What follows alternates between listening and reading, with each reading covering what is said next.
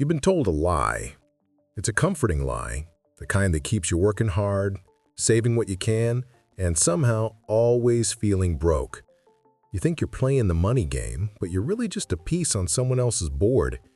You're playing checkers, carefully protecting your every move, while the world's wealthiest are playing a grand game of chess with your money. In the next few minutes, you're going to learn the ruthless, almost Machiavellian principles they use to turn every dollar into a soldier for their empire.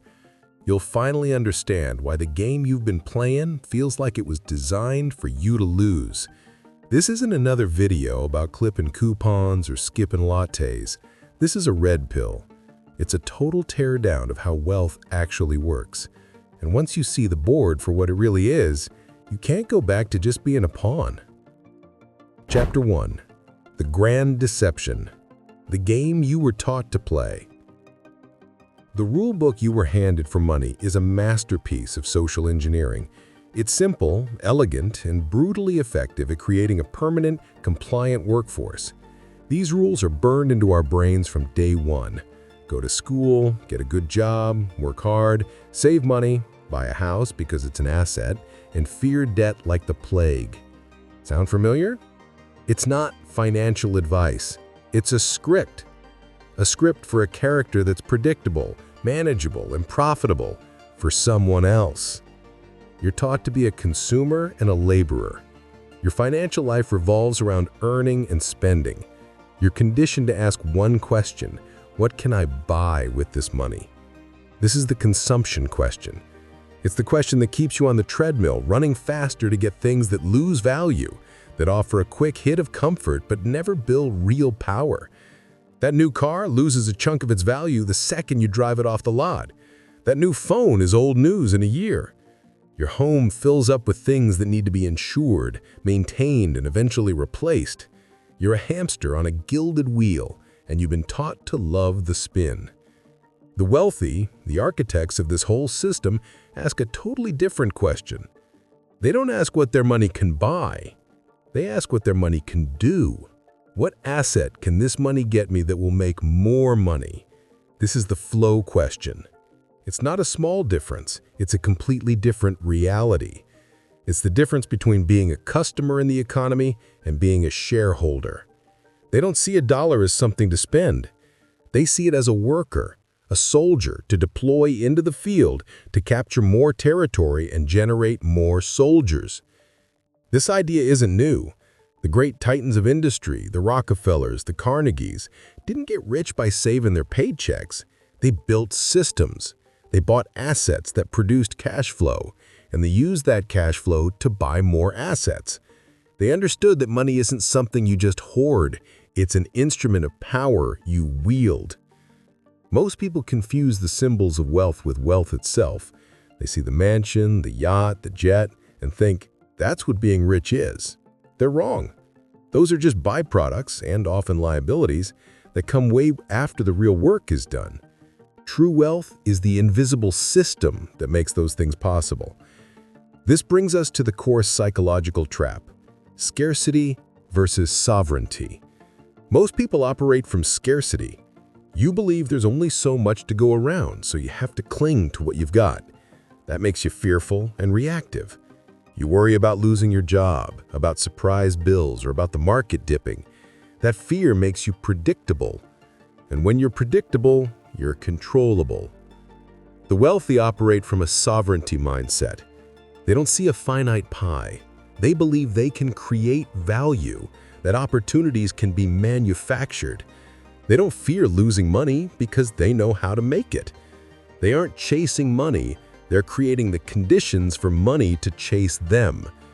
They don't let circumstances dictate their financial lives. They dictate the circumstances. They are the architects, not just residents in the building. The lie you were sold is that following the rules leads to freedom. The truth? The rules were designed to lead to a comfortable, manageable form of servitude. You aren't meant to win the game. You're a piece in the game. And until you see that, you'll stay broke while they get rich. Chapter 2. The Machiavellian Principles of Modern Power. To break out, you have to learn the hidden rules. These aren't taught in school. These are the brutally practical principles the powerful use. They're Machiavellian, not because they're evil, but because they're concerned with what works, not what feels fair. Principle 1. Leverage over labor. The weaponization of debt. The first rule you learned was debt is bad. You were told it's a chain that will drag you down. And for most people, that's true. Credit card debt, car loans, that's bad debt. It's used to buy a lifestyle you can't afford with things that lose value. It makes you a servant to the lender. But the wealthy see debt differently. For them, it's not a chain, it's a weapon. It's one of the most powerful wealth creation tools ever invented. They master the difference between consumer debt and strategic leverage. While you're saving your dollars one by one, trading your time for a wage, they're using other people's money to control assets worth millions. Think about buying a property. You're told to save 20% and get a 30-year mortgage. The bank isn't just acquiring a loan, it's acquiring you. The structure of an amortizing mortgage is designed so your payments in the early years are overwhelmingly interest. While it's not compound interest, the effect is similar from your perspective. You're building the bank's wealth for the first decade and your own equity second. Now, here's how the wealthy do it. They use leverage to buy an income-producing property, like an apartment building. They put down 20% and the tenant's rent pays the mortgage, taxes, and maintenance with profit left over. The debt is being paid by someone else. The asset grows in value and the debt gets paid down. They used a little of their own money to control a large income-generating asset. That's strategic leverage. This goes way beyond real estate.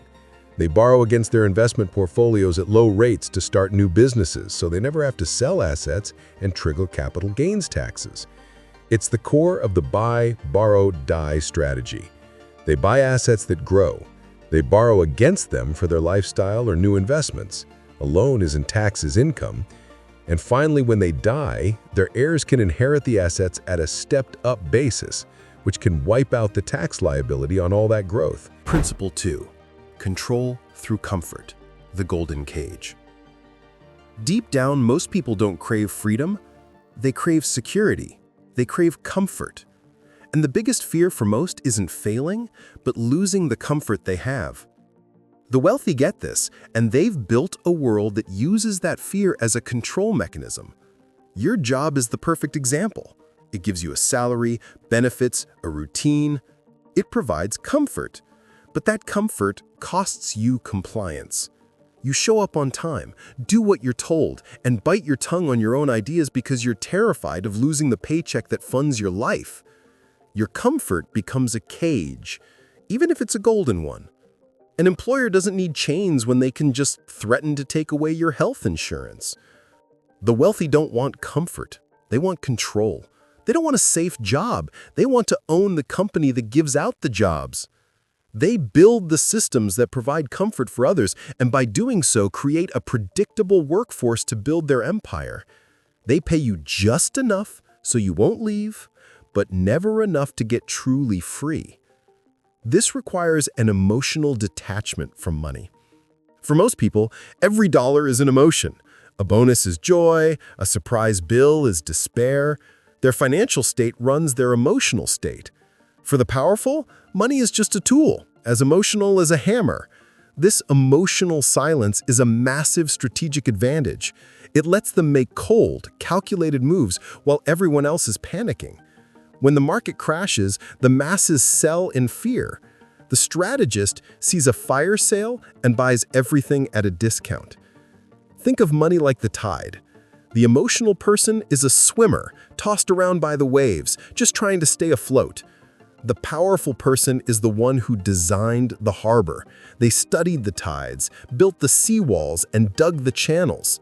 The water moves where they want it to. Your desire for comfort is the force they are channeling.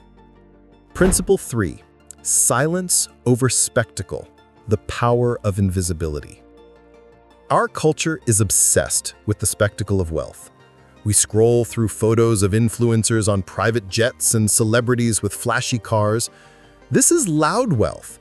It's a performance to impress people, a peacock's tail that signals status, but also attracts predators. True power, the kind that lasts for generations, is built in silence. It's invisible. The wealthiest families aren't on Instagram. They operate through anonymous LLCs, complex trusts, and private companies. They know the second the world sees your wealth, you become a target for lawsuits, for the media, for envy. By the time their success is public, the game is already over.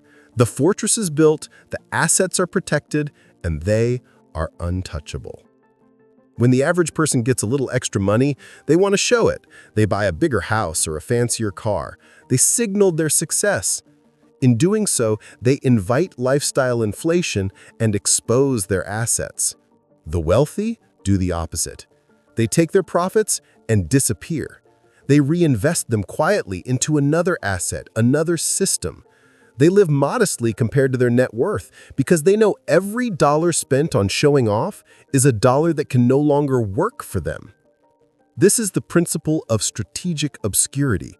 They use legal structures not just for defense, but as weapons of invisibility. An irrevocable trust, for instance, can legally remove assets from your personal ownership, shielding them from certain creditors and legal claims. While no structure is a perfect shield and can be challenged, they create layers of separation that make it incredibly difficult and expensive for outsiders to break through. While you're living in a glass house, they're in a financial bunker. This silence also extends to knowledge. They don't broadcast their strategies. They pass down knowledge inside their family through trusted advisors and exclusive networks. The most valuable financial education isn't in a book or a course, it's whispered from one generation to the next. While you're watching gurus on YouTube, their kids are being mentored by the people who own the companies those gurus are talking about. Silence isn't empty, it's where real power grows. Principle 4. Systems over effort, from soldier to general. You've been told the key to success is hard work. So, you work 40, 50, 60 hours a week. You are a dedicated, effective soldier. But you're still a soldier in the trenches. The wealthy are the generals in the command tent, miles away, directing the whole war. They're not focused on effort, they're focused on strategy. You work for your money. Their systems work for them. This is the most important distinction. A system is something that generates value without your direct moment-to-moment effort. A business that runs without you, a portfolio of dividend stocks, a collection of rental properties. These are systems. They are financial armies working for you 24/7, even while you sleep. Most people treat their finances like the Dead Sea. Water flows in but never flows out. They hoard cash in a savings account thinking accumulation is safety. But money, like water, needs to flow to have life. The wealthy are obsessed not with how much cash they have, but with their cash flow. They build rivers of income pouring into their accounts, and they immediately build new channels to direct that income into buying more assets that create even more rivers. They're building an ecosystem, while the average person is just trying to fill a bucket. This is where the banking system becomes their best friend. Through fractional reserve banking, when you deposit your paycheck, the bank doesn't just hold it. They're required to keep only a fraction in reserve and can lend out the rest. Your $1,000 deposit can become the basis for a $900 loan to someone else, which gets deposited, and so on. Your money is being used to create more money, primarily for the banks who profit from the interest spread on those loans. The architects of the system are generating massive returns, while you, the provider of the capital, get a tiny fraction.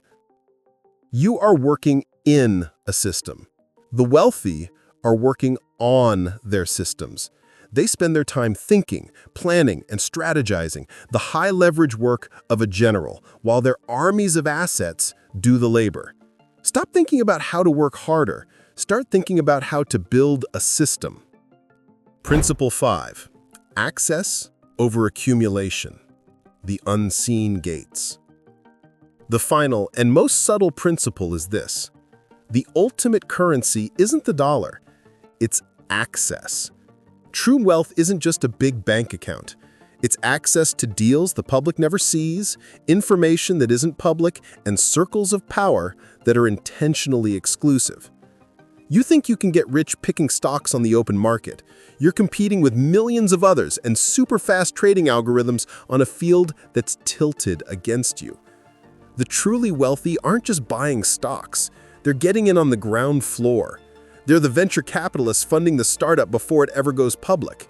They're the private equity firms buying whole companies. They have access to asymmetrical opportunities where the potential reward is huge and the competition is tiny. How do they get this access? Through a lifetime of building strategic relationships. They build networks of powerful bankers, lawyers, and entrepreneurs. They sit on the boards of charities and universities. These aren't just social clubs. They are strategic positions for information and deal flow. When someone in their network is selling a business, they get the first call. This is why they send their kids to elite schools. It's not just about the education. It's about buying a pre-packaged network of future power brokers. It's an investment in access. The average person chases value. The wealthy chase access. Knowing access creates value. They don't just invest in companies, they invest in the people who will be useful. They don't just play the game, they influence the rules of the game. It's not a meritocracy, it's a networkocracy. Your net worth is often determined by your network. While you're focused on accumulating more money, they're focused on accumulating more access, knowing that with the right access, the money always follows. Chapter 3. The Architecture of Annihilation. Killing your old financial self. Knowing these principles is one thing, but knowledge without action is entertainment. The solution isn't a few new tricks. It's a brutal transformation of your identity. You have to metaphorically kill the person you are taught to be, the compliant, emotional, consuming pawn, and build a new one, the cold, rational, strategic architect of your own destiny. It starts with achieving emotional silence. You have to sever the emotional cord you have tied to money. Money isn't your friend or your enemy. It's not a measure of your self-worth. It is a tool. Period. When you get a paycheck, you should feel nothing. When you lose on an investment, you should feel nothing but the sting of a strategic mistake and the value of the lesson. This detachment lets you go from prey to predator. Prey is reactive, scurrying at every noise, driven by fear. A predator is patient.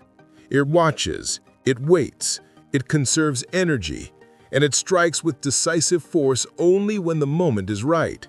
You have to stop reacting to the news, to market swings, to what your friends are buying. You have to sit back, see the patterns, and act only when you have a clear advantage. The world's most powerful people don't chase opportunities. They design gravity. They build such immense value and expertise that opportunities are pulled toward them. While the average person is running around frantically networking, the powerful person can sit still and the world comes to them. They've built a reputation and a track record that acts as its own gravitational field. To build this new identity, think like an engineer building a fortress. Your financial life needs to be a deliberate architecture. Every dollar needs a purpose. You need a defense, your emergency fund, insurance, and an offense, your investments, businesses. Create modularity. Think like a spider. If one leg is cut off, it has 7 others. A single job is a single point of failure.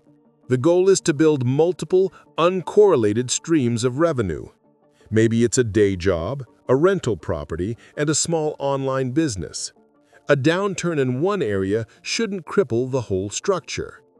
This is the annihilation of the old self, the hopeful employee, the emotional consumer, the fearful saver. That self was a product of a system designed to use you. The new self is a product of your own design, a sovereign individual who sees the world not as rules to follow, but as systems to understand, navigate, and build. Chapter 4. The Game of Immortality. Building a Generational Dynasty. The final level of the game is bigger than your own life. It's where you stop thinking about personal wealth and start thinking about generational power. This is the shift from just earning money to achieving cash perpetuation, building a system so strong it expands your family's influence long after you're gone. There's an old saying, shirt sleeves to shirt sleeves in 3 generations. The first generation builds the fortune, the second enjoys it, and the third squanders it. Studies and anecdotal evidence have shown for years that a huge percentage of family wealth is lost by the third generation, often because of a breakdown in trust and preparation. Research has found that as many as 70% of wealthy families lose their wealth by the second generation, with a stunning 90% losing it by the third generation. Current data shows the urgency here. Baby boomers hold over half of the nation's wealth, more than $85 trillion. A historic transfer of this wealth is already happening, but most of it will be lost because it's being transferred without a system. The architects of dynastic wealth know this, and they use a 3-part mechanism to defy the curse. Part 1 is what we've discussed: building income-producing assets. These are the engines: businesses, real estate, investments. Part 2 is protecting those assets with a sophisticated web of legal structures, like irrevocable trusts. By placing assets in a trust, you can create a shield that is difficult for creditors, lawsuits, or even a foolish heir to break through. The system is designed with a financial skeleton immune to panic or incompetence. Part 3 is the hardest. You must raise children who understand the system. You can't just hand over an empire. The heirs must be trained. This means instilling discipline, not just showering them with luxury. It means teaching them about capital and leverage from a young age, making them work, and letting them make small, controlled mistakes to learn the sting of failure. Wealth has to be earned even when it's inherited. This leads to the ultimate dynastic strategy: designed responsibility. Don't leave your empire to people you hope will be responsible. Design a system where they have to be. One brilliant tactic is to structure the family enterprise so each generation is forced to rebuild or significantly improve a part of it. This isn't for efficiency, it's for ownership. What is rebuilt is understood and protected. What is merely inherited is taken for granted and lost. It forces each generation to revalidate its claim to the throne.